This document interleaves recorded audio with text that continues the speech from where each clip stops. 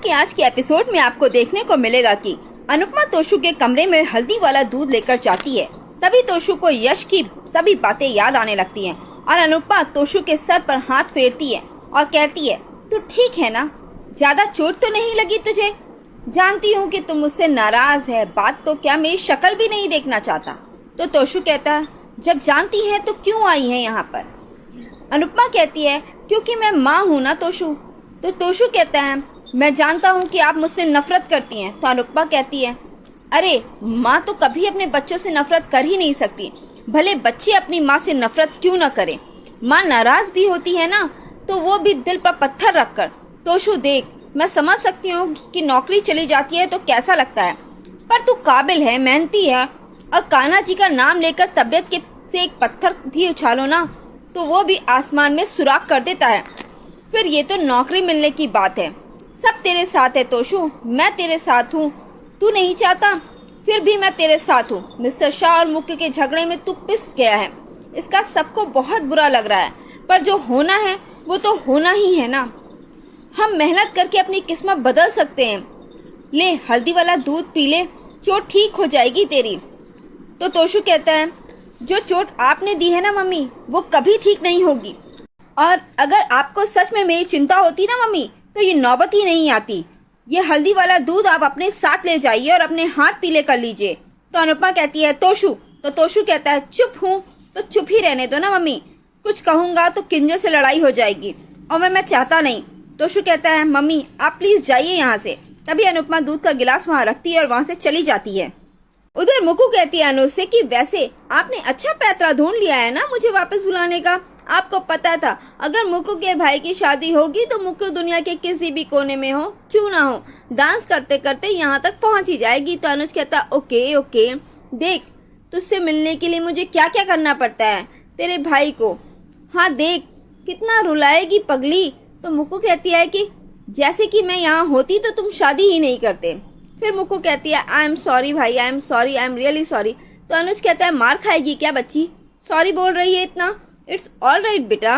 मुक्कू कहते हैं, वैसे काम तो मैंने मार खाने वाला ही किए थे, वैसे डोंट वरी, मैं अपनी गलती का पश्चाताप करके आ चुकी हूँ, वरना जो उसकी गैंग को मैंने कंपनी से आउट कर दिया है। एक्चुअली यहाँ आने से पहले मैं ये शुभ काम करके आ चुकी हूँ। तो अनुज कहता है, लेकिन वहाँ तो तोशु का ड्रामा। तो मालविका कहती है, हाँ मैं जानती हूँ कि मेरी टाइमिंग बहुत ज्यादा गलत थी, पर मैं क्या करती, मुझे कितना ज्यादा गुस्सा आ रहा था ना कि मेरा मन कर रहा था मैं किसी का सर फोड़ दूं, और वैसे भी मुझे अनु से भी माफी मांगनी थी ना, तो इसलिए मैं पहले वहीं चली गई। तो अनुज कहता है, आई अंडरस्टैंड, कोई नहीं, चली गई तो। उधर काव्या बहुत परेशान होती है मुक्की के इस डिसीजन से और कहती है, ओ गॉड एवरीथिंग इज फिनिश, सब खत्म हो गया, सब खत्म हो गया। वनराज, तोशु, उसका प्रोजेक्ट, उनके ड्रीम्स, और साथ साथ मैं भी, ओह सब खत्म हो गया। Two unemployed man, a struggle, a pregnant girl and me, oh no my god, ये घर नहीं, यहाँ सिर्फ खर्चे ही खर्चे हैं, कमाने वाला कोई नहीं है, ऊपर से वी का मूड भी स्विंग करता रहता। ओ नो, मैं अगर इस घर में रही तो मैं पागल ही हो जाऊंगी। What do I do? क्या करूँ मैं आखिर? तभी राखी दवे का फोन आता है। तभी काव्या को राखी दवे की कही हुई बातें याद आने लगती हैं। अगर कोई हेल्प चाहिए होगी तो मैं कर दूंगी।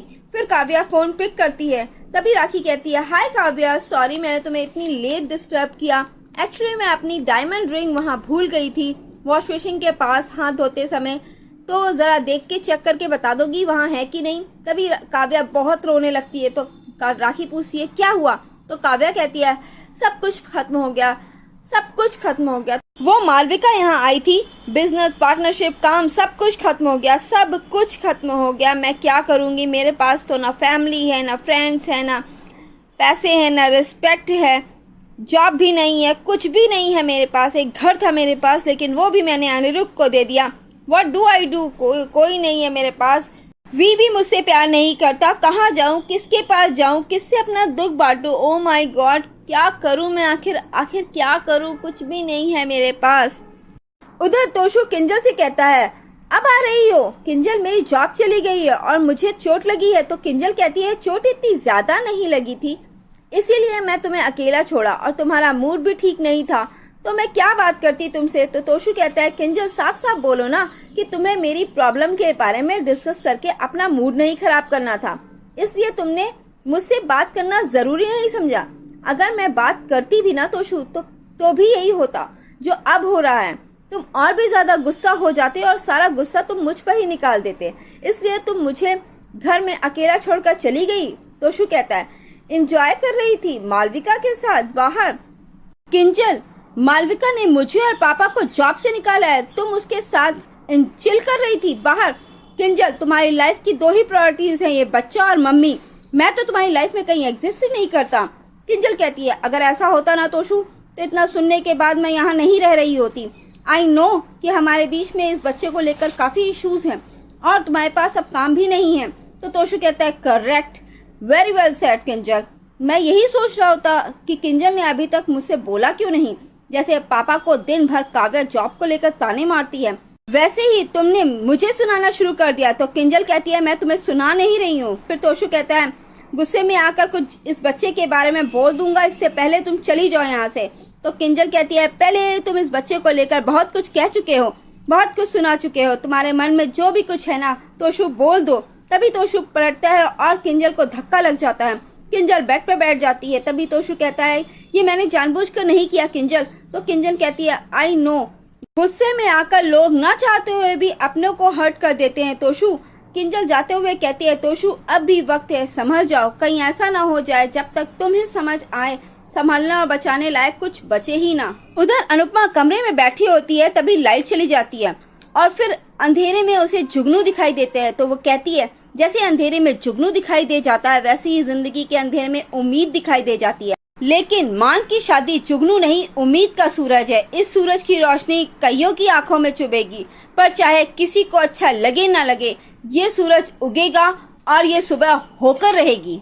अगली सुबह अनुपमा पूजा कर रही होती है। तभी बा उससे पूजा की थाल लेकर सभी जगह धूप दिखाना शुरू कर देती हैं और ओम भूर्भुवः स्वः गाती हैं। तभी वनराज बाहर से आता है और कहता है, काव्या चाय देना। तभी तोशु न्यूज़पेपर लेकर जा रहा होता है। उधर से स्वीटी आती है और अपना फोन देख रही होती है। सभी अनुपमा को इग्नोर करते हैं। अनुपमा भी अपना फोन लेकर सोफे पर बैठती है और तभी अनुज का मैसेज आता है, गुड मॉर्निंग। तो अनुपमा कहती है, गुड मॉर्निंग। तो अनुज कहता है, क्या आप अपने बिजी शेड्यूल से थोड़ा टाइम इस गरीब के लिए निकाल सकती हैं?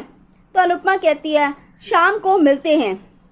उधर अनुज ब्रेकफास्ट टेबल पर ले जाकर रख रहा होता है और मालविका कहती है, भाई मैंने सबको मैसेज कर दिया है, शाम तक सब लोग यहाँ पर आ जाएंगे और तुम भी ना मीटिंग बहुत जल्दी खत्म कर घर जल्दी वापस आ जाना। एंड जी के आपको मेरी हेल्प करनी है ऑफिस में, तो आप भी आ जाइएगा। तो अनुज कहता है कि तूने सबको यहाँ क्यों बुलाया है? तो मालविका कहती है, वो यूनियन बजट पास करना है ना, इसलिए। अरे ऑफकोर्स तुम्हारी शादी के डिस्कशन के लिए बुलाया है।